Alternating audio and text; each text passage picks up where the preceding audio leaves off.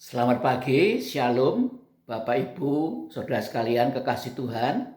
Sekali lagi saya sampaikan selamat hari Natal tahun 2022 dan bahkan selamat tahun baru 1 Januari tahun 2023. Puji nama Tuhan, Tuhan punya maksud yang besar bila mana kita masih diberi umur panjang sehingga kita masih bisa memperingati hari kelahiran Tuhan Yesus Kristus.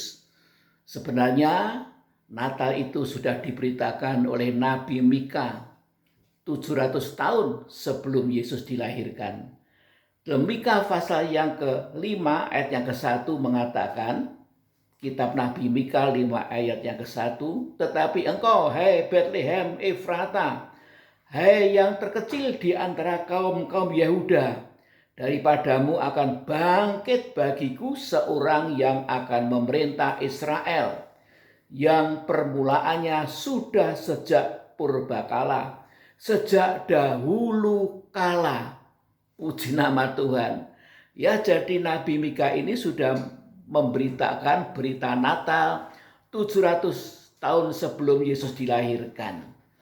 Haleluya. Mengapa Tuhan menyatakan hal yang demikian lewat Nabi Mika, bahwa Kristus itu akan dilahirkan di Bethlehem Efrata? Tentunya yaitu agar penduduk Bethlehem Efrata bisa mengetahuinya lebih dahulu dan kemudian hatinya tergugah berapi-api untuk menyambut kedatangan Mesias itu yang akan dilahirkan di Bethlehem Efrata, walaupun dikatakan yang terkecil di antara kaum-kaum Yehuda, tetapi mendapatkan kasih karunia Tuhan yang sangat besar sekali. Puji nama Tuhan. Tetapi apa yang terjadi di Bethlehem, tidak terjadi kegerakan apapun. Ya, tidak ada penyambutan tentang kelahiran Kristus karena penduduk Bethlehem tidak mengerti firman nubuatan. Sehingga ketika Maria dan Yusuf datang ke Bethlehem itu dalam keadaan hamil tua dari Nazaret yang jaraknya hampir 100 km, tentu capek lelah, tetapi tidak ada satu pintu yang terbuka untuk menerima mereka. Mungkin karena dilihat mereka bukan orang kaya. Yusuf itu hanya tukang kayu di kota yang sangat kecil, Nazaret. Penampilannya tidak seperti orang kaya. Maka mungkin orang-orang Bethlehem itu kemudian tidak menyediakan penginapannya untuk mereka. Mereka pikir lebih baik nanti disediakan untuk orang-orang kaya yang bisa datang dan membayar yang lebih mahal. Itulah akibatnya kalau umat Tuhan tidak mengerti firman nubuatan.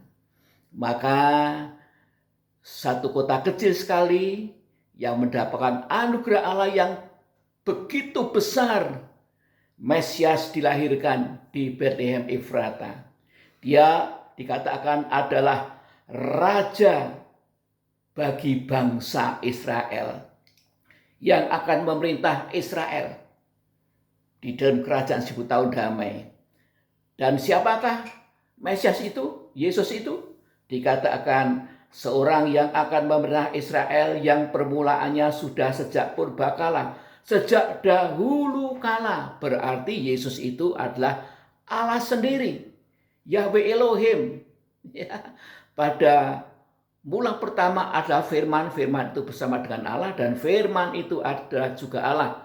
Itulah dalam Injil Yohanes pasal 1 ayat yang ke-1 dan ayat yang ke-14 dikatakan firman itu telah menjadi manusia, penuh anugerah dan kebenaran, dan tinggal bersama-sama di tengah-tengah kita. Puji nama Tuhan. Tetapi penduduk Bethlehem Efrata tidak mengerti. Ya. Dan yang diberitahu oleh Tuhan yaitu gembala-gembala yang dengan setia dan rajin sedang menggembalakan domba-dombanya di padang rumput di Efrata. Ya. Dan mereka inilah yang kemudian beberapa orang berbondong-bondong mencari di mana Yesus itu dilahirkan, dan mereka menemukannya di sebuah kandang. Haleluya. Kalau kita diberi umur panjang untuk bisa memperingati Natal ini dan memasuki tahun 2023, ada maksud Tuhan yang sangat besar sekali. Tuhan Yesus pernah memberi perumpamaan tentang pohon ara yang ditanam di tengah-tengah kebun anggur. Setelah 3 tahun dicari buahnya, tidak berbuah. Akhirnya pemilik kebun anggur itu memerintahkan kepada tukang kebunnya untuk menebang pohon ara itu. Tetapi tukang kebunnya itu berkata, mohon agar jangan ditebang dulu. Tukang kebunnya akan mengusahakan untuk lebih baik lagi merawat pohon ara itu, mencangkul sekelilingnya, memberi rabuk yang terbaik dan mengairinya. Siapa tahu setahun lagi akan berbuah. Maka oleh pemilik kebun itu diizinkan. Jadi pohon ara itu diberi perpanjangan umur 1 tahun lagi agar berbuah. Demikian juga ketika Tuhan memberi perpanjangan umur kepada kita, maka maksudnya agar kita ini bisa berbuah untuk Tuhan. Yaitu buah-buah Roh Kudus, buah-buah pertobatan, buah-buah kebenaran, buah-buah terang. Haleluya. Ya. Oleh karena itulah biarlah damai sejahtera Natal ini benar-benar kita nikmati. Itu hanya bisa terjadi kalau kita ini dipenuhkan dengan Roh Kudus. Sebab kerajaan Allah itu bukan soal berkat jasmani, makan dan minum, tetapi soal kebenaran, damai sejahtera, dan sukacita oleh Roh Kudus. Tanpa Roh Kudus, biar seperti apa kita merayakan Natal, tidak akan mengalami damai sejahtera dan sukacitanya. Ya, sukacita Natal itu bukan seperti yang diberikan oleh dunia dengan banyak tontonan, atraksi dan sebagainya. Tetapi hati yang dilawat oleh Roh Kudus, walaupun hati kita ini tadinya kotor seperti kandang binatang, ya. Tetapi Tuhan mau dilahirkan di situ.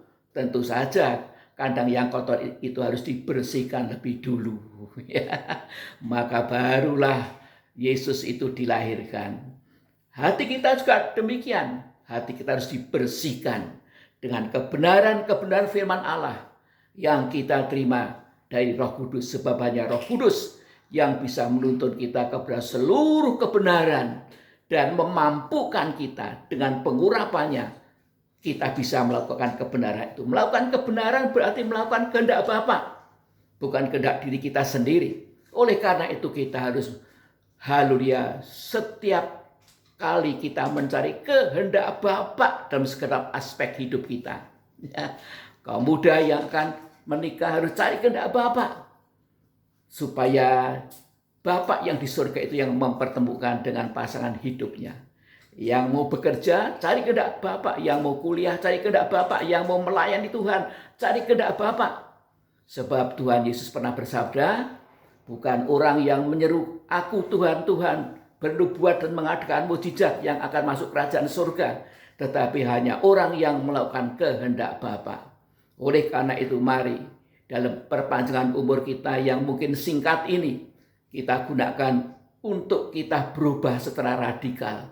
Kalau tadinya kita hanya mencari kesenangan dunia atau menuruti keinginan kita sendiri, ego kita, maka kita harus berusaha untuk mencari kehendak Bapa dengan bersedia menyalipkan keinginan daging kita, ego kita. Dan harus kita ini dipenuhkan dengan Roh Kudus.